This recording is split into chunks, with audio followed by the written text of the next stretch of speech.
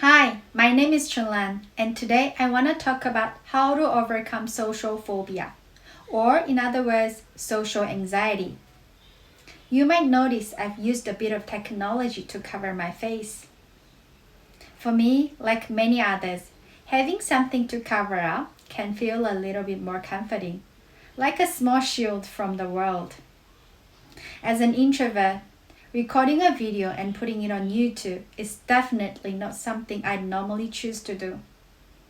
Let's be honest, I'm not doing this because I suddenly love being the center of attention.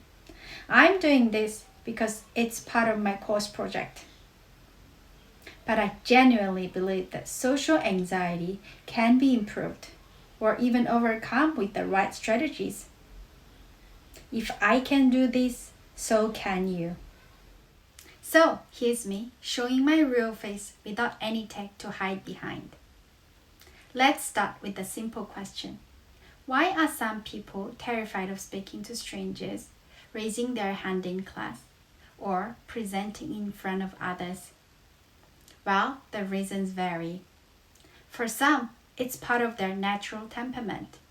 For others, it develops through life experiences. Whatever the cause, the important thing to remember is social anxiety is manageable. And two of the most effective tools to manage it are cognitive restructuring and gradual exposure. First, let's begin with cognitive restructuring. Cognitive restructuring means identifying unhelpful thought patterns and replacing them with more balanced and realistic ones. Many people with social anxiety believe that others are constantly watching and judging them. This kind of self-focused attention actually makes anxiety worse and social situations more stressful. The Center for Clinical Intervention explains that people with social anxiety tend to overestimate how visible their anxiety is and underestimate how well they're doing. Just because you feel anxious doesn't mean it shows. And even if it does, it doesn't mean people notice or care. There's also something called spotlight effect. The idea that we think others are paying much more attention to us than actually they are. In fact, most people are too busy thinking about themselves to notice everything you do. For example, let's say you want to raise your hand during class, but you freeze because you think everyone is watching and waiting to judge you, including the teacher. But is that really true?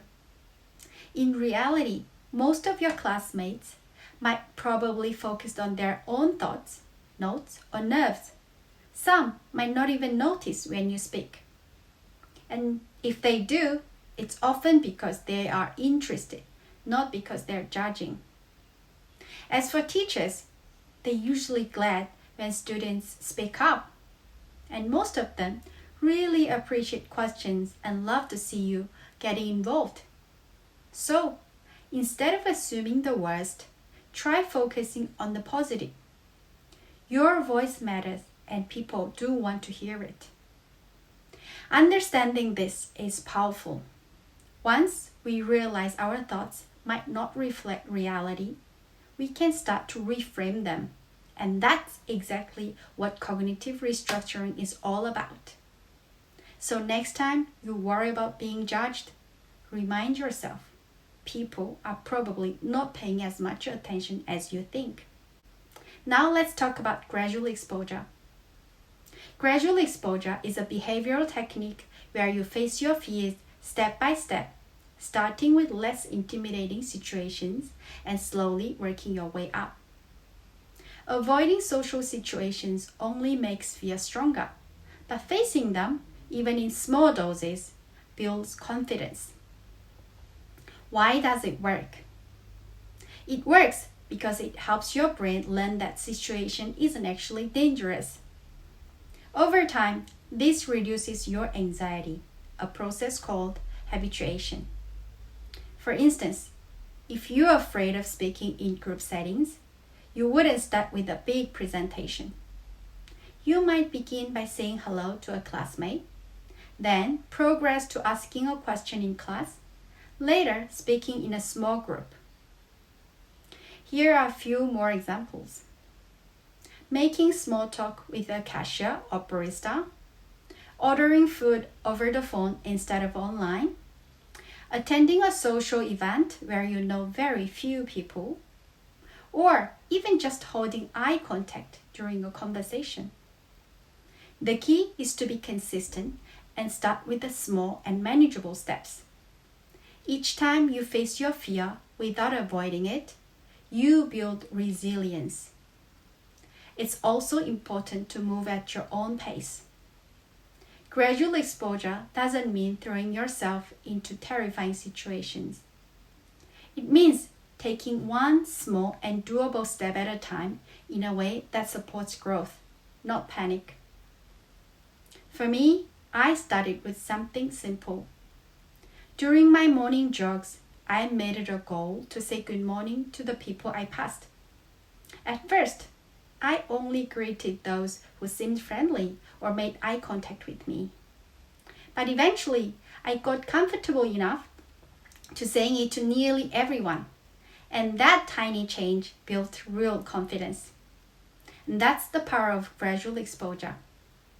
Every small step makes the next one feel easier. Let's put it all together.